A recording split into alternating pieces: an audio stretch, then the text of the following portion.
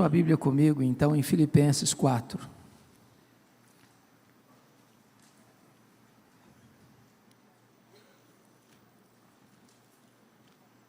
Apenas o verso 4. Vamos dar sequência ao que já estamos ouvindo. Filipenses 4:4.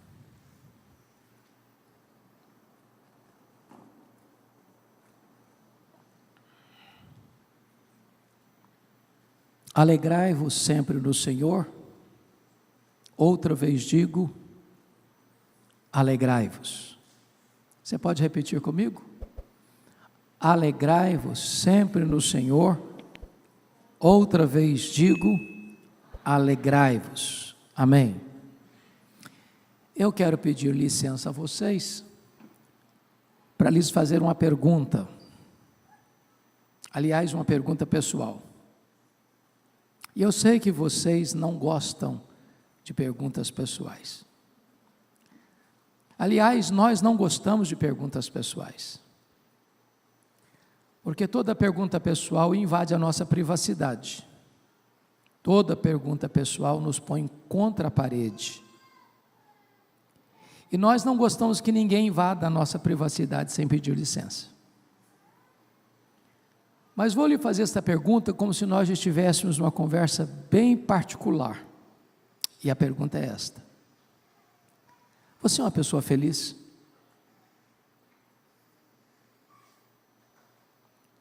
Você é uma pessoa feliz?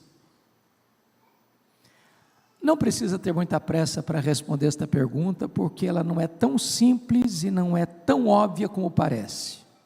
Eu explico.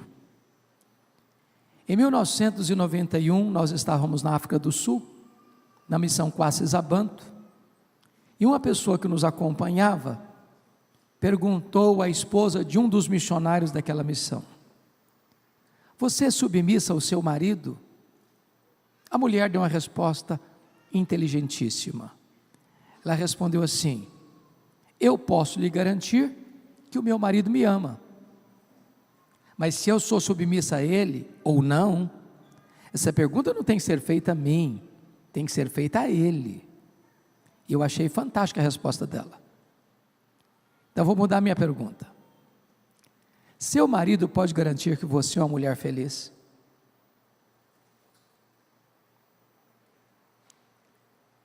Sua mulher pode garantir que você é um homem feliz? Lá em Provérbios 31 diz que os filhos da mulher virtuosa se levantavam e diziam assim: mamãe é uma mulher feliz.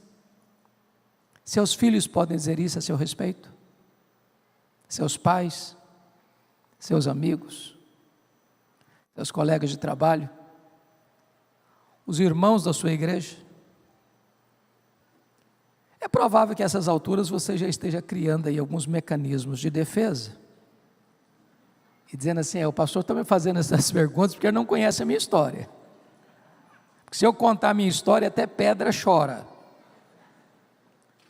Talvez você tenha argumento, mas dá para ser feliz? Um tempo de pandemia, onde mais de 6 milhões de pessoas morreram. Onde alguns de nós aqui chorou a dor do luto, de ver um amigo ou um parente sendo ceifado. Um tempo de guerra, de crise de todos os lados. Dá para ser feliz? Quando eu penso nisso, me lembro que Paulo escreveu esta carta não hospedado num hotel 5 estrelas em Roma, mas numa prisão, algemado, sendo acusado pelos seus irmãos, os judeus. E ele escreve dizendo: alegrai-vos sempre no Senhor, outra vez digo alegrai-vos. E ele nos ensina aqui 3 coisas. Primeiro, a alegria do cristão não é uma opção, é um mandamento, não é um pedido, é uma ordem, não é uma possibilidade, é um imperativo.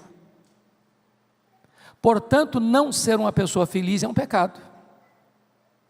pecado de desobediência a uma ordem expressa de Deus.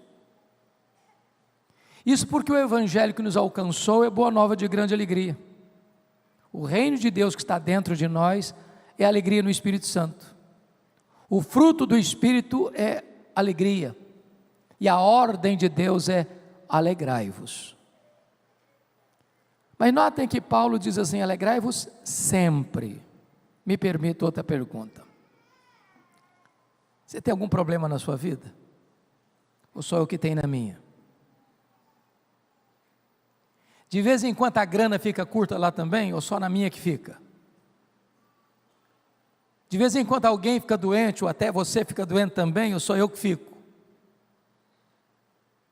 Quando Paulo diz alegrai-vos sempre, o que ele está querendo dizer? Que a alegria do cristão, além de imperativa, é também ultra circunstancial. Eu não perguntei se você está feliz. Estar feliz é uma situação contingencial. Ninguém que fica doente, pelo fato de estar doente, está feliz por isso. Ninguém sofre um acidente e pelo fato de ter sofrido um acidente, está feliz pelo acidente. Ninguém sepulta um ente querido e pelo fato de estar sepultando um ente querido, diz, eu estou feliz com isso. Estar é circunstancial. Por isso a minha pergunta foi, você é uma pessoa feliz? Porque quando você está em Jesus, apesar das circunstâncias, você é uma pessoa feliz.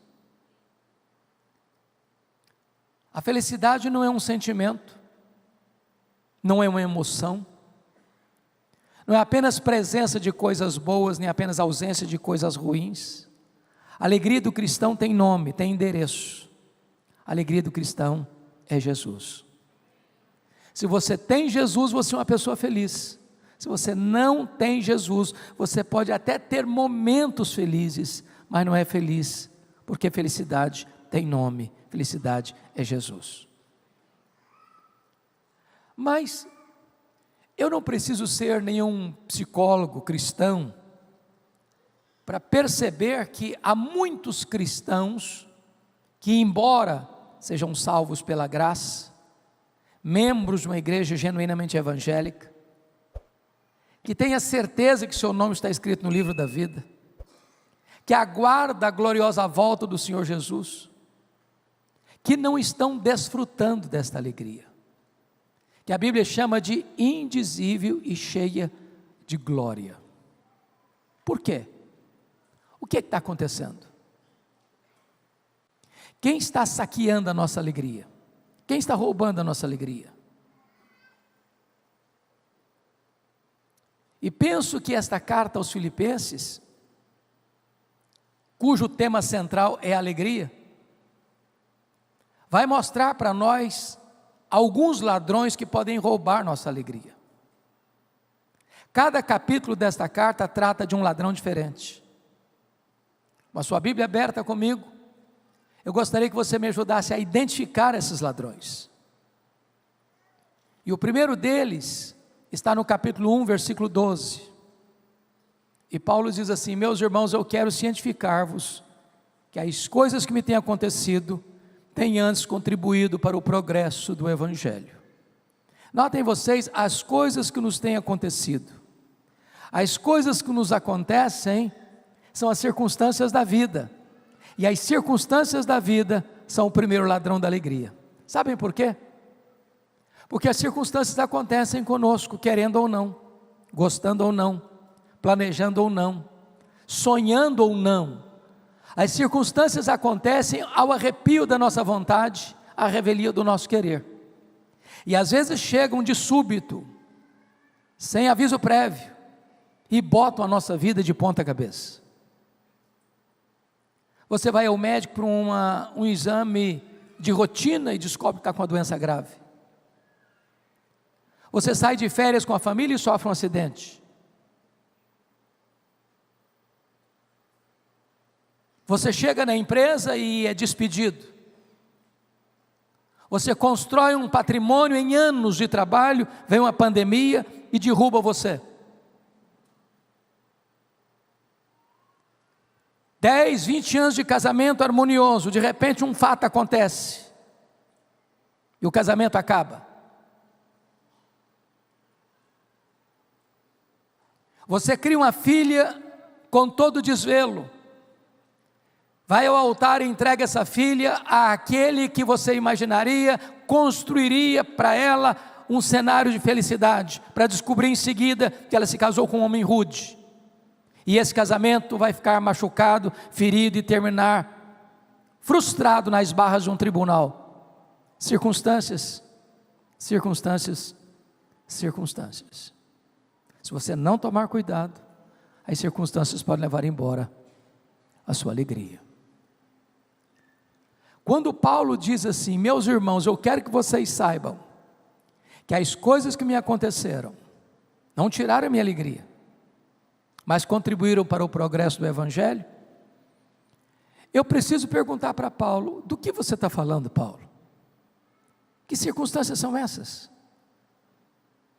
E ele poderia fazer um resumão para nós, dizendo o seguinte: eu fui perseguido em Damasco, eu fui rejeitado em Jerusalém, eu fui esquecido em Tarso, eu fui apedrejado em Listra, eu fui preso e açoitado em Filipos, eu fui escorraçado de Tessalônica, eu fui enxotado de Bereia, eu fui chamado de tagarela em Atenas, eu fui chamado de impostor em Corinto, eu enfrentei feras em Éfeso, eu fui preso em Jerusalém, eu fui acusado em Cesareia, eu enfrentei um naufrágio para Roma, eu fui picado por uma cobra em Malta, eu cheguei em Roma preso e algemado, mas eu quero que vocês saibam que as coisas que me aconteceram têm antes contribuído para o progresso do Evangelho. Esse homem não crê em acaso, esse homem não crê em sorte, esse homem não crê em azar, esse homem não crê em misticismo, esse homem não crê em determinismo cego, esse homem não tem medo de olho gordo, esse homem sabe que a mão de Deus dirige o seu destino. Se nós não olharmos para as circunstâncias da vida sob a ótica da soberania de Deus, as circunstâncias podem roubar nossa alegria. Às vezes as coisas fogem do nosso controle, mas jamais fogem do controle de Deus. Às vezes os nossos planos podem ser frustrados, mas os planos de Deus jamais são frustrados. Deus não desperdiça sofrimento na vida de seus filhos. Sabemos que todas as coisas cooperam para o bem daqueles que amam a Deus. Porque Paulo estava preso em Roma, 3 coisas aconteceram. Primeiro, as igrejas foram mais encorajadas a pregar, diz o capítulo 1. Quando os crentes livres viram Paulo preso, trabalhando mais do que eles se mexeram. Ray Stedman, de saudosa memória, fala que um dos métodos mais eficazes para o crescimento da igreja, e eu não gosto desse método, é botar os pastores na cadeia. Se os pastores forem presos, as igrejas crescerão. Segundo lugar, porque Paulo estava preso, diz ele, toda a guarda pretoriana tomou conhecimento das suas cadeias em Cristo. A pergunta é, o que era a guarda pretoriana? Era a guarda de elite do imperador. Eram os soldados da mais alta patente do império. Eram 16 mil soldados de escol. Se Paulo estivesse livre, ele jamais teria alcançado a elite militar de Roma. Mas Paulo estava sob a égide do imperador. Ele era um cidadão romano. Durante 2 anos ele ficou em Roma, 61, 62. E tinha que ter um soldado algemado com ele em 3 turnos por dia, durante 2 anos. Tempo suficiente para que toda a guarda pretoriana tomasse conhecimento das suas cadeias em Cristo. E quando Paulo escreve no final da carta, capítulo 4, 22, ele diz, os santos vos saúdam, especialmente os da casa de César.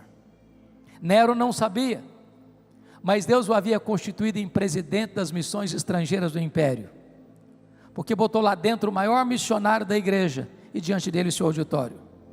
Os soldados não podiam nem fugir, porque estavam algemados com Paulo. E enquanto algemado com ele, evangelho neles, evangelho neles, evangelho neles, evangelho neles. Durante 2 anos, a elite militar de Roma estava evangelizada. Tem hora que a providência é carrancuda, mas a face de Deus é sorridente. O plano de Deus não pode ser frustrado. Terceiro, porque Paulo estava preso em Roma, ele não podia visitar as igrejas, como era seu desejo e seu propósito. E então, o que ele fez? Ele começou a escrever cartas, as cartas da primeira prisão, Efésios, Filipenses, Colossenses, Filemon. Se Paulo estivesse solto, muito provavelmente, nós não teríamos essas joias preciosas na nossa Bíblia. Quando você pensa que a sua vida está de ponta cabeça, Deus pode estar escrevendo nesse momento, o capítulo mais emocionante da sua história. Não permita que as circunstâncias levem embora a sua alegria. Olhe para as circunstâncias da vida, sob a perspectiva da soberania de Deus, da generosa providência de Deus. É aquele Deus que trabalha para aqueles que nele esperam. Mas há um segundo ladrão da alegria que eu gostaria de apontar. Capítulo 2, versos 3 a 5. Nada façais por partidarismo ou vanglória, mas por humildade, considerando cada um os outros superiores a si mesmo. Não tem visto o que é propriamente seu, senão também cada qual que é dos outros. Tende em vós o mesmo sentimento que houve também em Cristo Jesus. O segundo ladrão da alegria são as pessoas. E eu preciso admitir que as pessoas nos fazem sofrer mais do que as circunstâncias. As pessoas nos fazem chorar mais do que coisas. Sabem por quê? Porque as pessoas nos decepcionam. E nós decepcionamos as pessoas. Nós não somos uma pessoa perfeita. Nós não viemos de uma família perfeita. Nós não nos casamos com uma pessoa perfeita. Nós não temos filhos perfeitos. Nós não frequentamos uma igreja perfeita. Nós não vivemos uma sociedade perfeita. Logo, nós vamos ter motivos de queixas uns contra os outros. A questão não é se, é quando nós vamos ficar machucados. A questão não é o que as pessoas vão nos fazer. A questão é como nós vamos reagir a isso.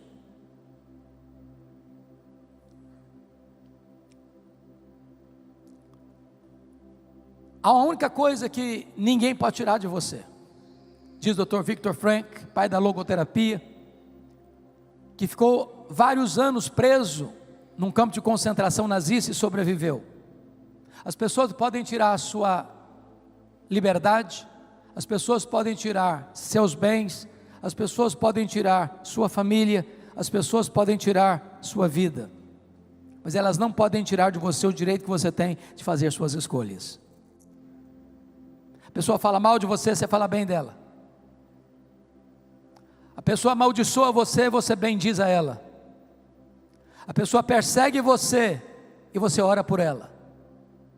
Você é livre. Por isso, eu posso lhes garantir que não há vida saudável, não há igreja saudável, não há família saudável sem o exercício do perdão. A Bíblia diz que quem não perdoa, não pode orar. Quem não perdoa, não pode trazer sua oferta ao altar. Quem não perdoa, não pode ser perdoado. Quem não perdoa é entregue aos verdugos da consciência, aos flageladores da alma. Perdoar não é uma opção, é uma ordem. Agora, perdoar não é fácil, mas é necessário. Porque quando você guarda mágoa no coração, isso é uma espécie de autofagia. É a mesma coisa de você beber um copo de veneno pensando que o outro é quem vai morrer. Quando você guarda mágoa no coração, esta pessoa de quem você nutre essa mágoa vai dominar você, vai botar você numa camisa de força, vai botar um cabresto em você. Você vai chegar em casa cansado para tirar uma soneca, essa pessoa vai se deitar do seu lado e virar o seu pesadelo. Você vai se assentar para tomar um lanche, a pessoa se assenta à mesa e tira o seu apetite. Você vai sair de férias com a família, e essa pessoa pega a carona com você, estraga as suas férias. A única maneira de você ser livre é perdoar.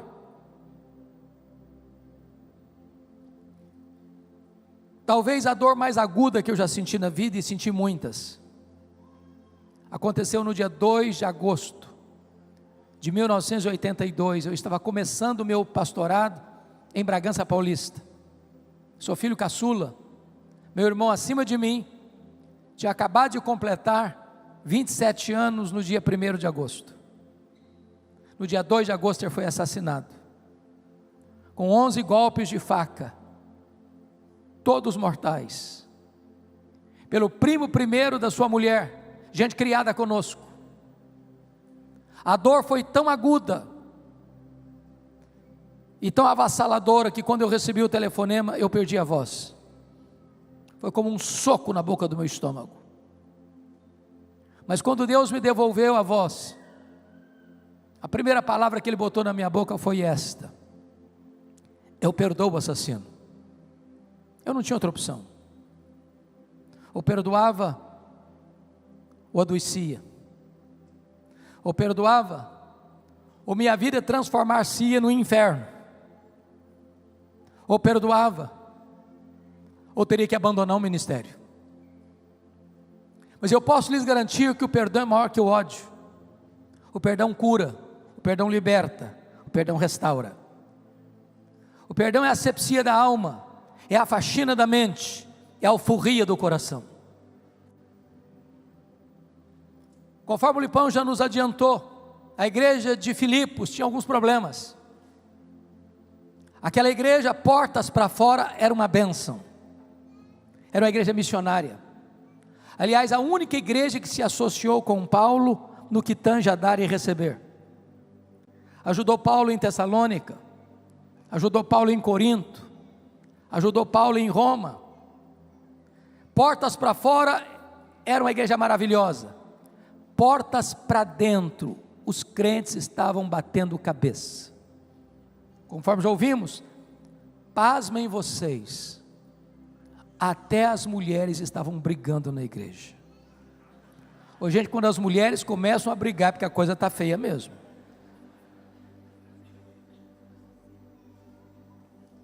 Evode e Sintique, santas mulheres de Deus, estavam brigadas.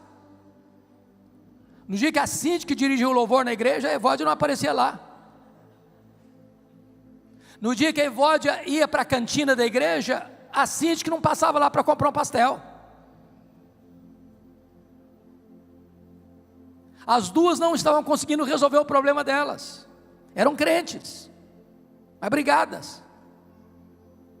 Tinha gente na igreja de Filipos que até trabalhava na igreja, desde que ele ficasse debaixo dos holofotes, vanglória. Tinha gente que participava, desde que o grupinho dele aparecesse, partidarismo.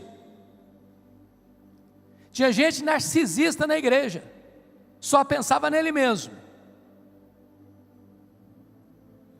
Eu acho que informaram a Paulo, dizendo: Paulo, você que não está aqui agora, tem gente nessa igreja aqui que dá azia em copo de bicarbonato, não tem jeito não.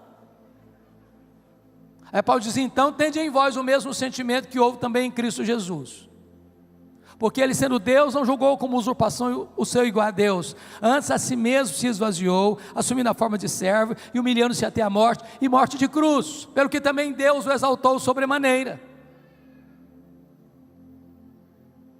Meu amado irmão, em nome de Jesus, está na hora de você tomar a decisão de perdoar. E eu só fui entender perdão no dia que eu entendi uma parábola do Senhor Jesus, a parábola do credor incompassivo.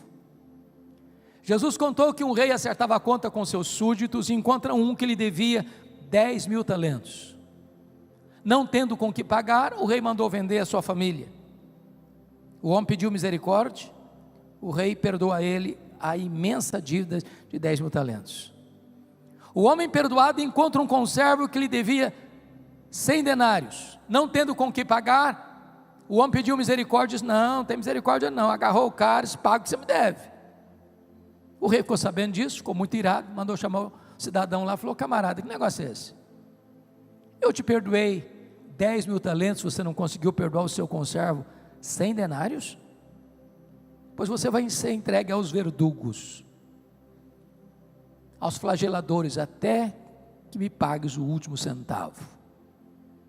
A parábola terminou, Jesus dizendo assim: assim vosso Pai Celeste vos fará, se do íntimo não perdoardes uns aos outros.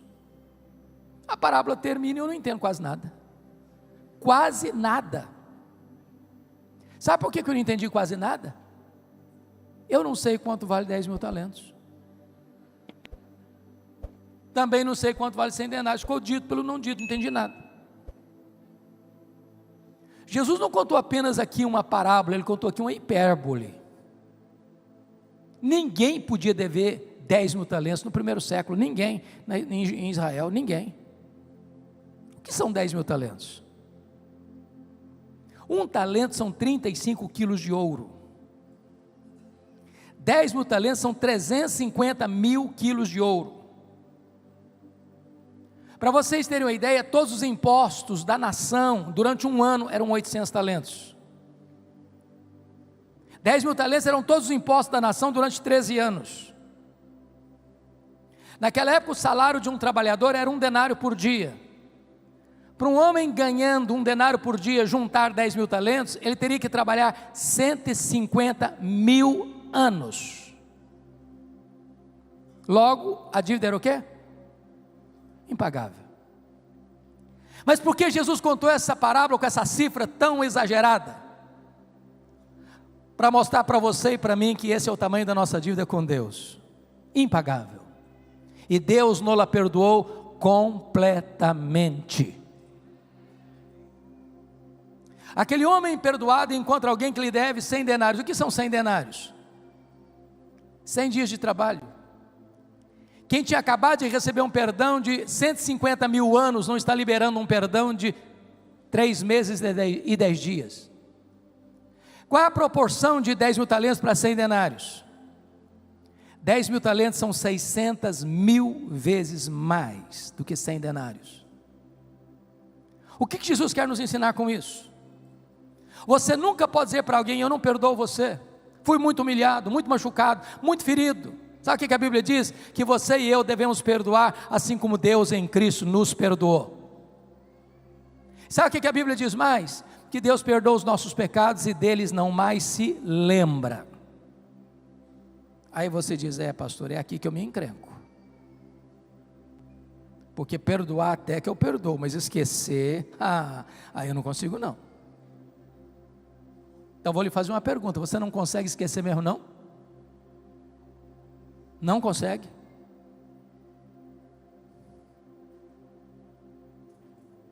Se você não consegue esquecer mesmo, eu tenho uma boa notícia para lhe dar. Isso significa que você não tem amnésia. Quando a Bíblia diz que Deus perdoa e esquece, a Bíblia não está dizendo que Deus tem amnésia. Deus é onisciente, Ele sabe tudo, Ele não se esquece. Mas então o que a Bíblia quer dizer que Deus perdoa e esquece? Isso significa que Deus nunca mais lança no seu rosto um pecado que já perdoou você. Deus nunca mais cobra de você uma dívida que já perdoou você. Perdoar é lembrar sem sentir dor. Você não cobra mais a dívida. Você não joga mais no rosto da pessoa o que ela fez. A Bíblia diz que nós devemos perdoar assim como Deus em Cristo nos perdoou. Se você não tomar a decisão de perdoar, eu vou lhe dizer que as pessoas vão roubar a sua alegria. Eu vou dizer que você vai viver numa masmorra emocional. e não vai ter paz. E uma pessoa magoada, ela não consegue ter unidade com ninguém, ela está de mal com ela mesma. Brota nesse coração uma raiz de amargura, e a raiz de amargura tem dois efeitos: ela contamina e ela perturba. Perturba quem a tem e contamina as pessoas à volta. Se nós queremos unidade, preservar a unidade do Espírito no vínculo da paz, nós precisamos resolver os nossos relacionamentos e perdoar. E perdão é um exercício contínuo, diário. Todo dia dizer a conta. Às vezes nós machucamos uma pessoa até sem saber. Eu sei que os pastores dessa igreja são mais crentes do que eu, devem ser. Eu acho que o Lipão já está naquela fase assim, que ninguém fica chateado mais com ele. Mas de vez em quando eu passo alguns sustos. Eu chego na igreja e alguém me chama assim à parte e diz: "Ô, pastor, estou chateado com o senhor." Mas o que está acontecendo? Não estou sabendo de nada. O senhor está lembrado daquele dia? Eu falei: "Não estou." "Não está?" Eu falei: "Não estou não." "O que aconteceu?" "O senhor lembra que o senhor chegou? O senhor falou com fulano, com Beltrano, com ciclano?" "Eu estava bem perto, o senhor não falou nada comigo. Nem olhou para mim." E eu não me lembro mesmo. Ato falho, sei lá o que foi.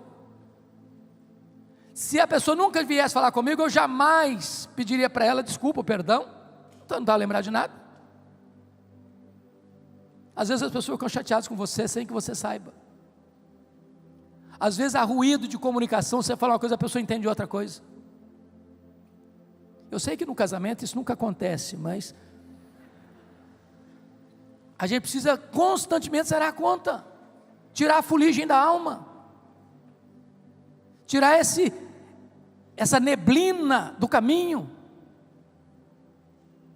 para você ficar livre, para você ter leveza, para a alegria de Deus brotar no seu coração. Mas vamos, por favor, ao terceiro ladrão da alegria. Confira comigo, capítulo 3, versículo 19. O destino deles é a perdição, o Deus deles é o ventre, a glória deles está na sua infâmia, visto que só se preocupam com coisas terrenas. O terceiro ladrão da alegria é o dinheiro. O apego às coisas materiais, às coisas terrenas. E eu sei que aqui em Joinville, dinheiro não é problema, dinheiro é solução. O grande problema é que algumas pessoas só se preocupam com as coisas materiais, com as coisas terrenas. Elas levantam cedo, vão dormir de madrugada, comem penosamente o pão que granjeiam, porque só se preocupam com coisas terrenas. Há pessoas que se casam e se descasam por dinheiro. Há pessoas que compram, vendem, corrompem, são corrompidas por causa de dinheiro. Há pessoas que matam e mandam matar por causa de dinheiro. Há pessoas que vendem a alma para o diabo por causa de dinheiro. Dinheiro é muito mais do que uma moeda, dinheiro é um espírito. Dinheiro é mamon. E talvez o ídolo mais adorado da nossa geração chama-se dinheiro. E Jesus foi claro: ninguém pode servir a dois senhores. Jesus não chamou o diabo de senhor, Jesus não chamou César de senhor, Jesus não chamou o mundo de senhor, mas Jesus chamou dinheiro de senhor. No altar de Mamon, muitas pessoas se prostram, ainda hoje.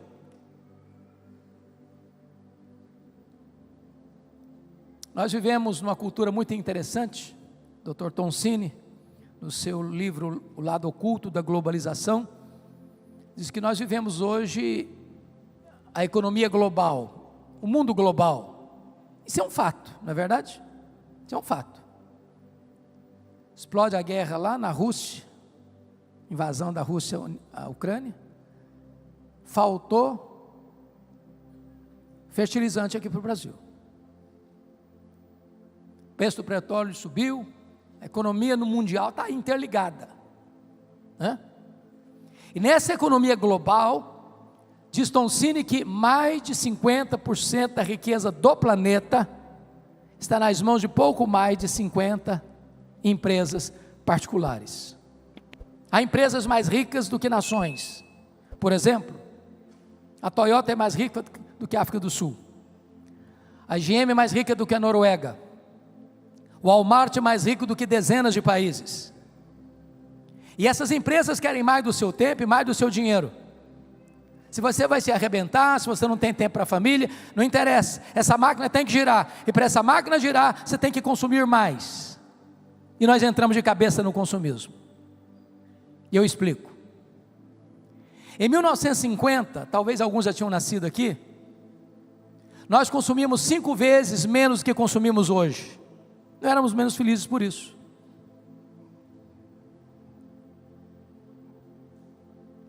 Na década de 70, 70% das famílias dependiam apenas de uma renda para se manter. Hoje, mais de 70% das famílias dependem de 2 rendas para manter o mesmo padrão. O luxo do ontem tornou-se necessidade do hoje. Eu não sirvo de referência porque fui criado na região rural. E eu que me lembre, eu só tive um brinquedo comprado em loja, um carrinho de plástico.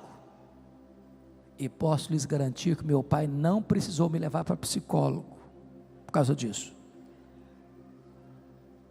Hoje você dá um brinquedo para uma criança, porque quando a criança nasce hoje, ela já tem mais brinquedo que ela consegue brincar a vida inteira.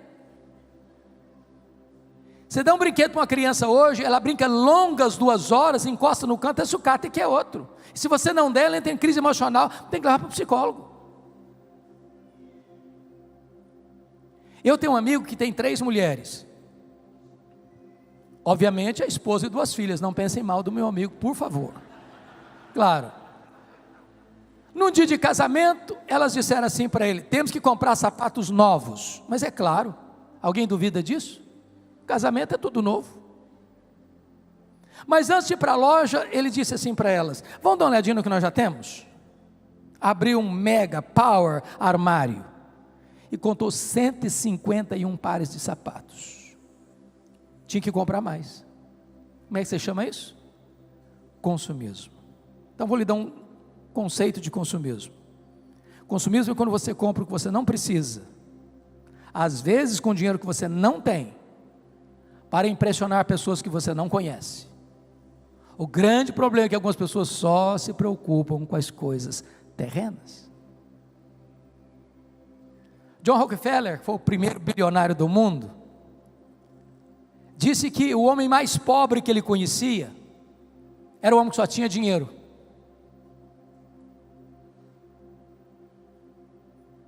Se a pessoa só tem dinheiro, ela é paupérrima, ela é miserável.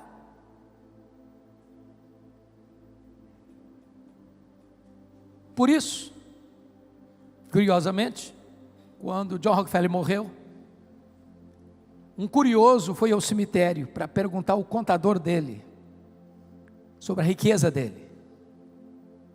E aí o contador o curioso muito jeitosamente conseguiu chegar perto do contador e perguntou assim: e aí, cara, me conta, quanto o doutor John Rockefeller deixou? O contador olhou surpreso para ele e disse: você não sabe? Ele não me conta. Cara, ele deixou tudo, ele não levou 1 centavo. Não tem gaveta em caixão, não tem bolsa em mortalha, não tem caminhão de enterro e mudança, tem caminhão de mudança e enterro.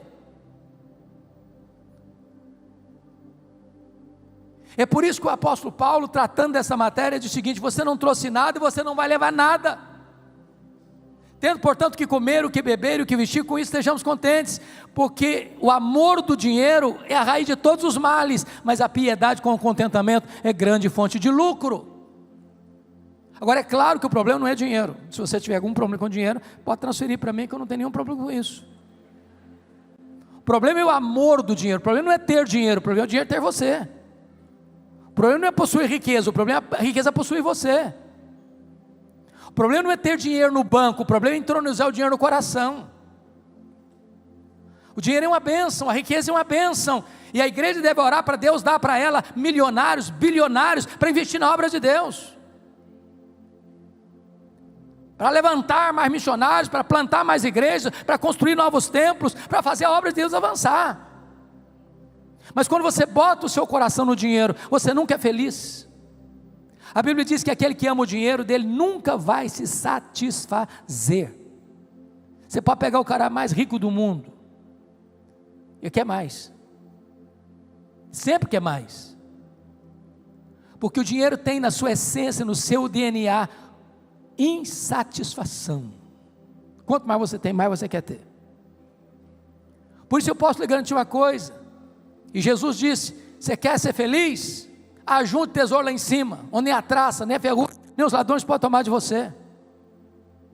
Porque quem faz você feliz não é o dinheiro, é Jesus. É só Jesus que pode satisfazer o seu coração, é só Jesus que pode preencher o vazio da sua alma, é só Jesus que pode dar sentido a você. Só Ele tem vida, e vida em abundância. Mas vamos ao último ladrão da alegria, capítulo 4, por favor, versos 6 e 7.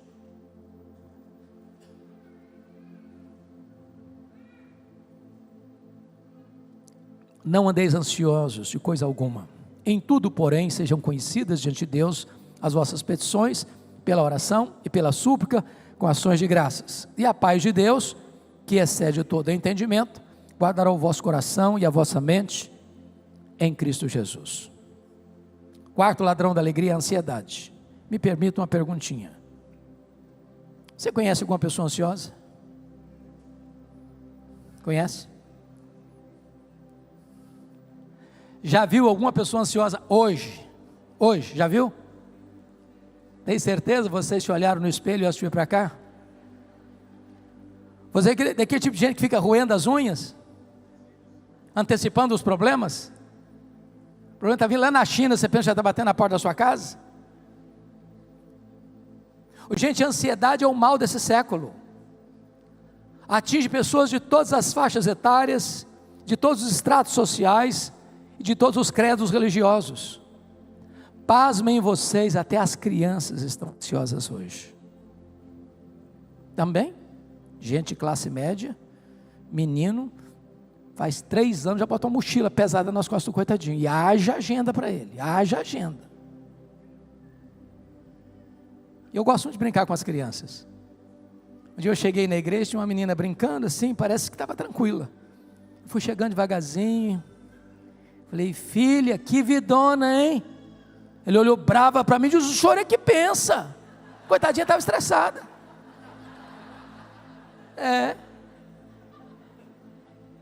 Pregando há poucos dias em São Paulo, no intervalo de uma palestra para outra, fui tomar um cafezinho, tinha uma menina fazendo uns desenhos, um menino de 10 anos. Falei: e aí, filha, como é que tá? Falei: eu estou estressada. Falei: como? Estou estressada. Falei: ansiedade. Sabe o que significa a palavra ansiedade no grego? Estrangulamento. Puxar em direção oposta, apertar o pescoço, tirar o oxigênio, sufocar. Há muitas pessoas ansiosas, e Jesus foi claro dizendo que a ansiedade é inútil. Por mais ansioso que você esteja, você não pode acrescentar 45 centímetros, um côvado ao curso da sua vida. Você não melhora o seu performance ficando ansioso hoje para um problema que você possivelmente enfrentará amanhã. Aliás, estatisticamente, 70% dos assuntos que nos deixam ansiosos nunca vão acontecer. Aí a gente sofre desnecessariamente. Se vier a acontecer, vai sofrer 2 vezes, sem energias para enfrentar o problema. Ansiedade é prejudicial. Quando eu era seminarista, seminário de Campinas, um dia eu levantei de madrugada para beber água. O bebedor ficava no corredor, e eu estou passando pé por pé para não acordar ninguém. De repente eu olho a porta do quarto de um colega aberta. Quando eu observo melhor, ele estava chorando, mas chorando a cântaros, soluçando. E eu entrei apressadamente, o que está acontecendo? Morreu alguém da sua família? Disse, não, eu estou com medo da minha mãe morrer. Eu falei, mas qual o problema? Ela tem algum acidente, está no hospital? Eu falei, não, ela não está doente não, só estou com medo dela morrer um dia. Eu falei, cara, mas larga, deixa sua mãe viver, cara. Tem 40 anos isso, a mulher está viva até hoje.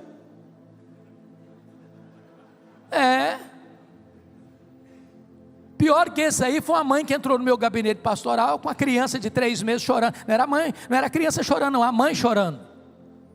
Falei, o que aconteceu, mãe? Qual o problema? Falei, eu estou com medo da minha filha crescer e não casar. Falei, mas nem cresceu ainda, deixa a menina crescer primeiro.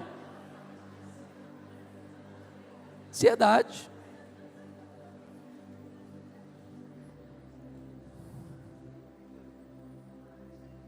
Como é que você resolve isso, gente? Tem remédio na farmácia? Como é que resolve esse problema da ansiedade? Paulo diz assim, não andeis ansiosos de alguma coisa? Não, de coisa alguma. O que é coisa alguma, gente?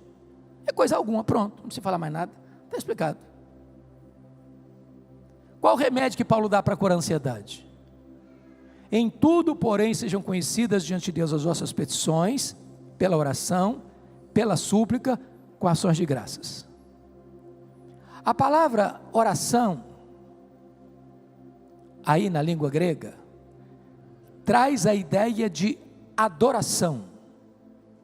Então Paulo está nos dando 3 remédios para curar a ansiedade. Primeiro, adoração. Segundo, petição e súplica, que é a mesma coisa. E depois, ações de graças. Você sabe qual a diferença entre adorar a Deus e dar graças a Deus? Você adora a Deus por quem Deus é. E você adora a Deus pelo que Deus faz.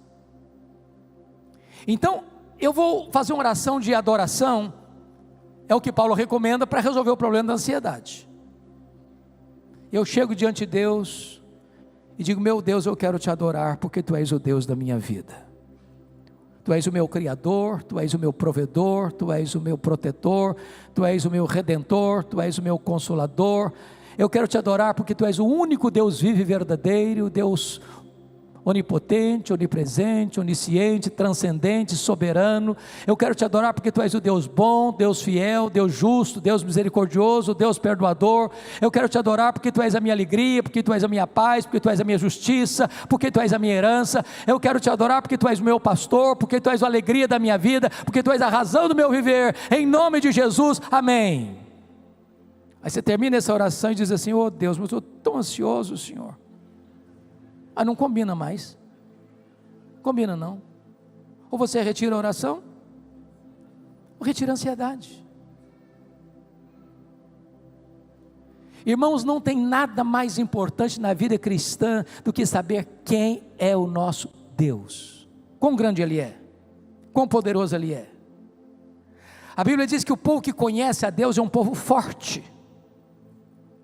Por isso o profeta diz, conheçamos e prossigamos em conhecer o Senhor. Quem é o seu Deus? Quão grande é o seu Deus? Quando o profeta Isaías estava pensando sobre isso, ele diz, o meu Deus é aquele que mede as águas na concha da sua mão, é aquele que pesa o pó das montanhas em balança de precisão, é aquele que mede os céus a palmos, é aquele que espalha as estrelas no firmamento, e por ser forte em força e grande em poder, quando a chama pelo nome, nenhuma só delas vem a faltar. Este é o seu Deus. É aquele que olha para as nações da terra e considera todas elas como um pingo que cai num balde, como um pó numa balança de precisão, como um vácuo, como nada, como menos do que nada. Este é o seu Deus. A W. Tozer, um dos mais prolíficos escritores do século passado, diz que o problema da igreja é que ela passa a maior parte do tempo olhando para o seu próprio umbigo e tomando o seu próprio pulso. Quando nós paramos para refletir quem é o nosso Deus, quão majestoso Ele é, quão glorioso Ele é, quão magnífico Ele é, quão digno de honra Ele é, quão glorioso Ele é, que cuida do universo, que sustenta o universo, mas que sustenta a sua vida, a ansiedade não tem mais espaço. Às vezes nós apequenamos Deus e agigantamos os nossos problemas. Mas o segundo remédio que Paulo recomenda é a petição. e a súplica.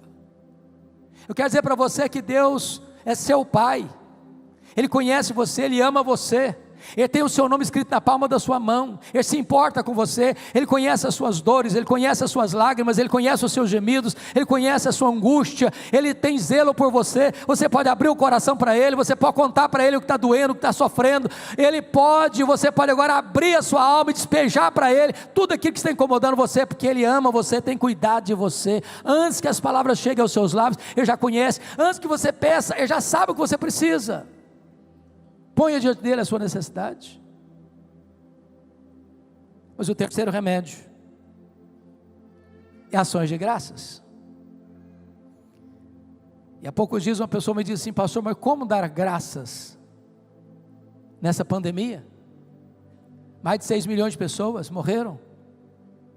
Enterrei um parente querido. Meus negócios colapsaram. Como vou dar graças? Eu quase morri de Covid, fiquei entubado vários meses. Como dar graças? Me permita então trazer aqui à nossa memória algumas coisas. Você está vivo e está aqui. Gente melhor que nós partiu. Mas se você não encontra nada para dar graças, me permita uma pergunta: quanto vale seus olhos? Você está enxergando? Quanto vale isso? Quanto vale o fato de você estar me ouvindo? Quanto vale isso? Quanto vale o fato de você ter um coração que bombeia sangue e vida para o seu corpo? Quanto vale isso? Quanto vale você estar respirando aqui e não estar num respirador mecânico? Quanto vale isso? Um dos grandes dramas nessa pandemia foi quando um dos maiores banqueiros do mundo brasileiro morreu de Covid, e a filha disse: o meu pai, sendo dono de um grande império econômico, morreu por aquilo que era de graça, o ar nos seus pulmões. Quanto vale o fato de você estar respirando? Quanto vale você ter 2 rins que filtram as impurezas do seu corpo e você não está numa máquina de hemodiálise? Quanto vale isso? Quanto vale você ter um estômago que processa os alimentos, trazendo energia e força para o seu corpo? Quanto vale isso? Quanto vale você ter uma casa? Quanto vale você ter uma cama? Quanto vale você ter uma mesa? Quanto vale você ter roupa quente para vestir? Quanto vale você ter comida na sua mesa? Quanto vale você ter uma família? Quanto vale você ter amigos? Quanto vale você ter igreja? Quanto vale você ter irmãos? Quanto vale você ter o seu nome no livro da vida? Quanto vale isso? Então pare de murmurar e comece a dar graças a Deus. E quando você começa a dar graças a Deus, a ansiedade não tem mais lugar no seu coração. O resultado é que Paulo diz que a paz de Deus, que excede todo entendimento, guardará o vosso coração e a vossa mente em Cristo Jesus. Sabe por quê? Porque a ansiedade é um pensamento errado e um sentimento errado. É por isso que a paz vem guardar a cabeça e o coração, a razão e a emoção. Mas a palavra guardará no grego é montar guarda, montar sentinela. Deus manda uma soldadesca celestial ao redor da sua cabeça e ao redor do seu coração. Quando a ansiedade quer entrar, não consegue mais, porque a paz de Deus está guardando a cidadela da sua mente e do seu coração. É por isso que Paulo podia dizer de dentro de uma cadeia: alegrai-vos sempre no Senhor. Outra vez digo, alegrai-vos. Lipão, quando eu era jovem, eu entrei numa igreja, e alguém muito conceituado disse a seguinte frase: o projeto de Deus não é fazer você feliz, o projeto de Deus é fazer você santo. Aquilo não desceu redondo, não desceu, porque uma coisa eu tenho certeza: sede santos, porque eu sou santo, diz o Senhor. Mas a ideia de que Deus não me fez, o projeto de Deus é que eu seja feliz, eu não entendi. Fui pesquisar, e talvez quem melhor entendeu isso foram os nossos irmãos do passado, lá da Inglaterra do século 17, quando eles fizeram a seguinte pergunta num dos catecismos que escreveram: qual é o fim principal do homem? E a resposta deles foi: o fim principal do homem é glorificar a Deus e gozá-lo para sempre. Aí eu tenho que concordar com o pastor batista John Piper, Quando ele diz que o problema nosso não é a procura da felicidade, não é a busca do prazer, não é a busca da felicidade, não é o hedonismo. O problema do homem é contentar-se com uma felicidade pequena demais, terrena demais, limitada demais, quando Deus o criou e o salvou para a maior de todas as felicidades.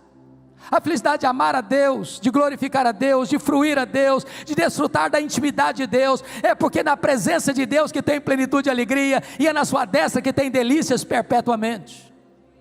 Então eu quero lhe dizer nesta tarde, que Deus quer que você seja muito feliz, abundantemente feliz, superlativamente feliz, maiusculamente feliz, eternamente feliz. Alegrai-vos sempre no Senhor. Outra vez digo, alegrai-vos. Mas eu quero terminar pedindo permissão a vocês para lhes fazer uma pergunta pessoal. E eu sei que vocês não gostam de perguntas pessoais. Aliás, nós não gostamos de perguntas pessoais, porque toda pergunta pessoal invade a nossa privacidade. Toda pergunta pessoal nos põe contra a parede. E nós não gostamos que ninguém invada a nossa vida sem pedir licença. Mas vou lhe fazer esta pergunta como se nós estivéssemos numa conversa bem particular. E a pergunta é esta: você é uma pessoa feliz? Você é uma pessoa feliz? Que Deus nos ajude a dar essa resposta nesta tarde. Amém.